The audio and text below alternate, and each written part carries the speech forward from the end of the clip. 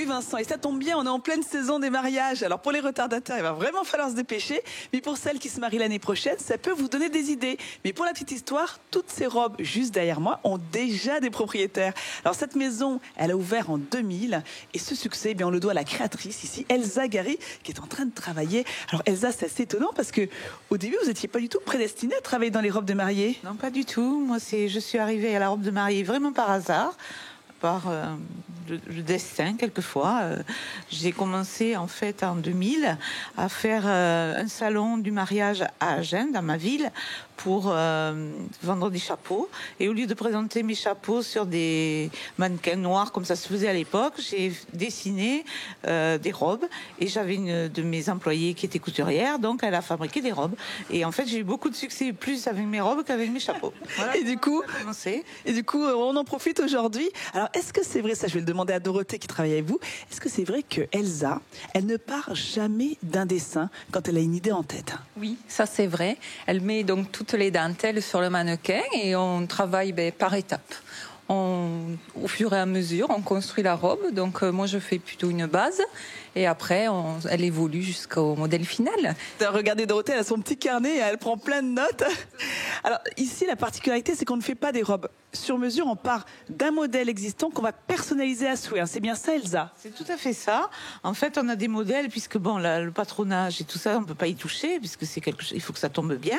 Donc, mais à partir du moment qu'on a la forme, on peut modifier le décolleté, le dos, les dentelles. On peut tout modifier. En fait, chaque cliente peut avoir sa robe très personnalisée. Expliquez-moi ce que vous êtes en train de faire là, par exemple. Alors là, par exemple, je fais une robe, vous voyez. Donc ça sera la base en haut. Donc ici, après, le patronage est déjà prêt pour ce genre de forme, mais après il y aura de la doublure dessous. Là, il y aura une jupe avec un peu de transparence. C'est la grande tendance en ce moment. Les jeunes femmes veulent bien avoir des choses transparentes au niveau du ventre. Voilà. Et après, voilà, on continue. Au fur et à mesure, en fonction des envies des clientes. Et puis la grande chance, c'est que Elsa, elle travaille avec ses deux filles. C'est une histoire de famille, c'est une histoire de femmes. Voilà, c'est une histoire de femmes. Moi, j'ai commencé il y a 20 ans. Mes filles m'ont rejoint au fur et à mesure. Alexandra s'occupe de toute la communication et de la boutique d'Agen. Et Mélanie, c'est la comptable de l'entreprise. Alors, ce que je vous propose tout à l'heure, c'est de voir comment est-ce qu'on confectionne ces robes de mariée de A à Z. À tout à l'heure. Effectivement, Vincent, nos créatrices, elles sont vraiment en vogue, elles sont vraiment connues ici à Agen et d'ailleurs dans la France entière.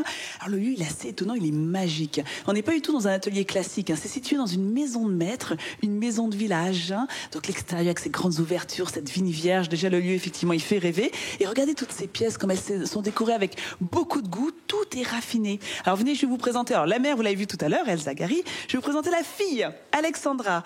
Alors c'est important pour les mariés d'être dans un endroit un peu cocooning comme celui-ci pour essayer la robe des mariés. Oui, effectivement, c'est pas conventionnel et elles aiment beaucoup se retrouver un petit peu en petit comité, pas être vues, pas de vitrine. C'est comme vous dites très confidentiel et ça a un joli lieu, donc elles adorent, elles ont l'impression d'être une princesse. Expliquez-nous les grandes étapes de fabrication pour une robe de mariée. Alors d'abord, il y a la réalisation, la création d'Elsa Gary. Après, on fait des patronages, graduation et après, ça part à la coupe et au montage. Et après sur les modèles. Alors ici, vous aimez les matières. D'ailleurs, vous êtes fait connaître en utilisant donc Elsa. Vous avez été la première à utiliser ces fibres de bananier sur les robes de mariée. Oui, des fibres très originales, de la couleur. Elles adoraient. Voilà, il y a 20 ans, elles mettaient beaucoup de couleurs. Ça a changé depuis, hein? C'est plus classique. On est sur du bohème, années 20, années 30, des dos nus, beaucoup de petits boutons, la dentelle de Calais. Elles adorent et les mousselines fluides. Elles veulent pas se sentir déguisées. Alors Elsa. On a la chance d'avoir la mère et la fille, deux spécialistes de robes de mariée. Quelle robe pour quelle morphologie? Là, on en a trois autour de nous. Voilà. Alors, vous avez la robe silex derrière vous, qui est une robe qui va aux jeunes femmes comme vous, très grande et mince.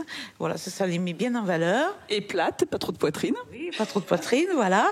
Ici aussi, c'est une robe, la robe Carolina va très bien, justement, à des filles qui n'ont pas de poitrine, parce que ça leur donne plus, voilà. Après, la robe Pyrite, c'est une robe qui va à tout le monde. Alors, elles aiment beaucoup le côté transparent qui se voit, qui est transparent mais sans trop. Après, on peut doubler si on le souhaite, mais c'est une robe qui va pratiquement à toutes les morphologies. C'est vraiment une robe qui galbe bien les formes. Donc, vous avez, j'espère que je vous ai donné des petites envies de robes de mariée. Encore un bel exemple d'une belle entreprise française artisanale qui fait tout sur le territoire français, en plus qui rayonne au-delà de nos frontières.